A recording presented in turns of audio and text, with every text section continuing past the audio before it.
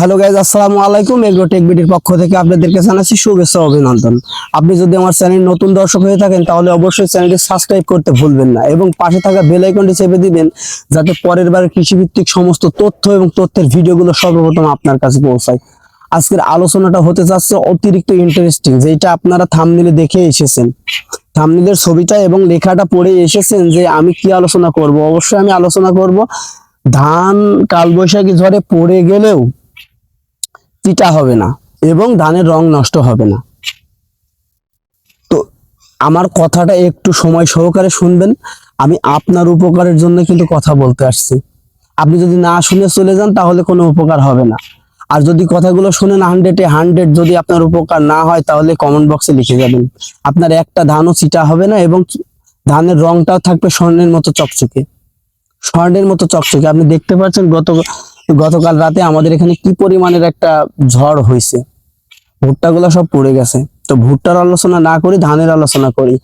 আমরা ধান চাষ করতে গেলে প্রথম থেকে ধান তৈরি করে নিয়ে এই যে এই পর্যায়ে যখন কাজ থোর বা ফুলছে এই মুহূর্তে পড়ে যায়, আর এই মুহূর্তে পড়ে গেলে ধানে মনে করেন যে প্রায় চিটা হয়ে যায়, ধানটাতে পুরোটাই লস।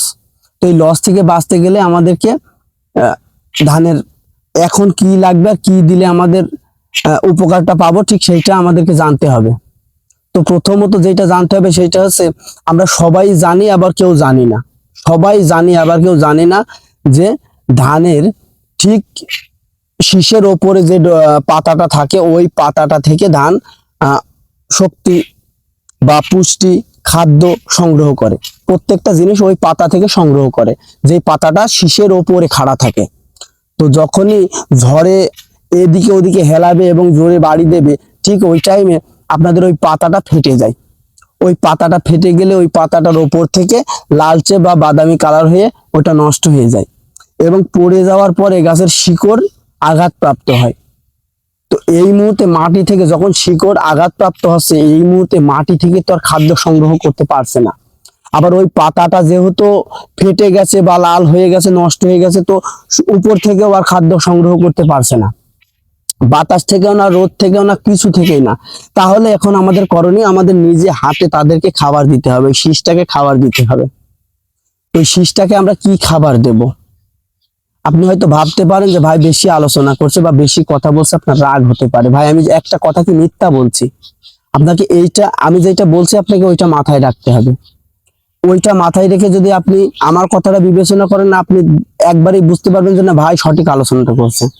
তো এই মুহূর্তে আমাদের জমিতে ধানটা যদি চকচকে রাখতে হয়, কালারটা যদি চকচকে রাখতে হয় এবং গাছ থেকে বা ধানের শীষ থেকে যে কোনো জায়গা থেকে যদি ধানকে খাদ্য সংগ্রহ করার মানে সহযোগিতা করতে হয়, প্রথমত সৃষ্টি করতে হবে যে গাছটা খাদ্য সংগ্রহ করবে কিভাবে।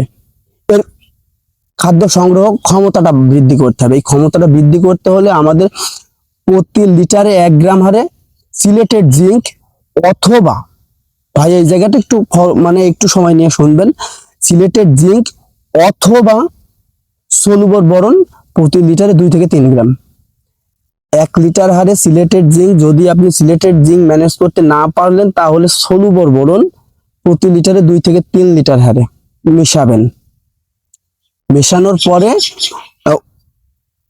ওই একই ড্রামে আরো যাবে, ওই একই ড্রামে আরো যাবে। আপনি এই মুহূর্তে তো জমিতে সার প্রয়োগ করতে পারছেন না, বিশেষ করে পটাশ সার। যেহেতু আমাদের দানাটা পুষ্ট হতে হবে, দানাটা ভারী হতে হবে, তাহলে না আমাদের ফলনটা আসবে। এই মুহূর্তে আমাদের প্রয়োজন ছিল পটাশ সার। যদিও আমরা জমিতে বপন করি পটাশ সার, তবুও আমাদের শিকড়গুলো নষ্ট হয়েছে, গাছটা আঘাত পাইছে, ওই সারটা আমাদের আর কাজে লাগছে না। এখন আমাদেরকে শীষের উপরে ডাইরেক্ট কৃত্রিম পর্যায়ে, এটা প্রাকৃতিক পর্যায় না, প্রাকৃতিক পর্যায়টা নষ্ট হয়েছে, এখন কৃত্রিম পর্যায়ে হাতে করে খাবারটা দিতে হবে। যেমন একটা গরু খাবার না খাইলে আমাদেরকে হাতে করে খাবার দিতে হয়, ঠিক এইভাবে ধানের শীষটাকে আমাদেরকে হাতে করে খাবার দিতে হবে। তো আমরা তো আর এই পটাশটা স্প্রে করতে পারছি না।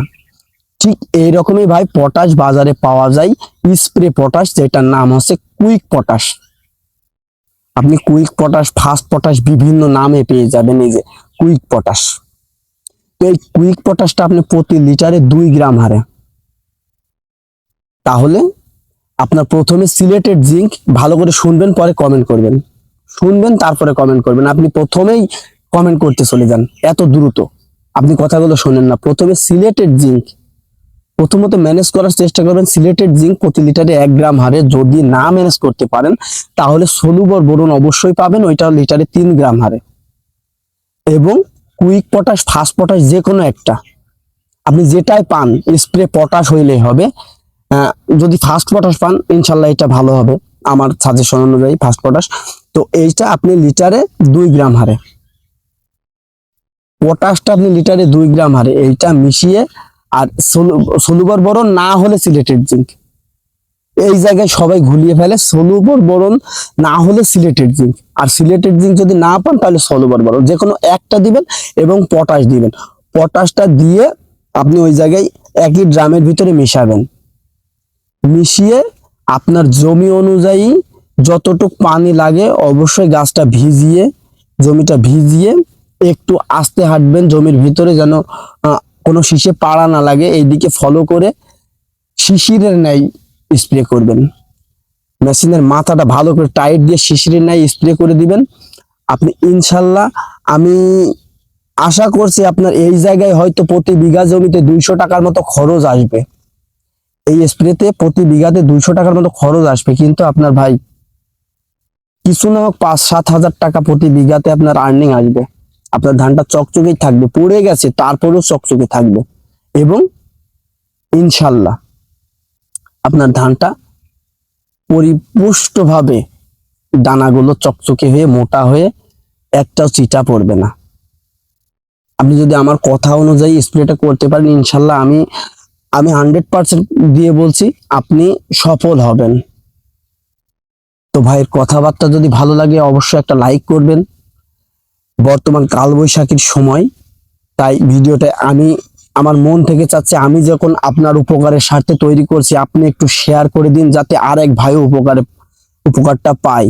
কারণ চাষির বন্ধু চাষি, কোনো শিক্ষিত জাতি আসবে না আমাদেরকে হেল্প করতে, আমাদেরকে হেল্প আমরাই করব। তো একটু দয়া করে শেয়ার করে দিবেন। আর এত কথা বলার পরেও আমার ভুল থাকতে পারে, কোনো একটা কথা হয়তো আমি বলিনি ভিডিওর ভিতরে। আপনার যদি জানার থাকে কি অন্য বিষয়ের উপর ভিডিও চাচ্ছেন তাহলে অবশ্যই কমেন্টে লিখে যাবেন, আমি যথাযথ আপনার কমেন্টের রিপ্লাই দেওয়ার চেষ্টা করব। তো আর কথা বাড়াবো না, সবাই ভালো থাকবেন, সুস্থ থাকবেন, আল্লাহ হাফেজ।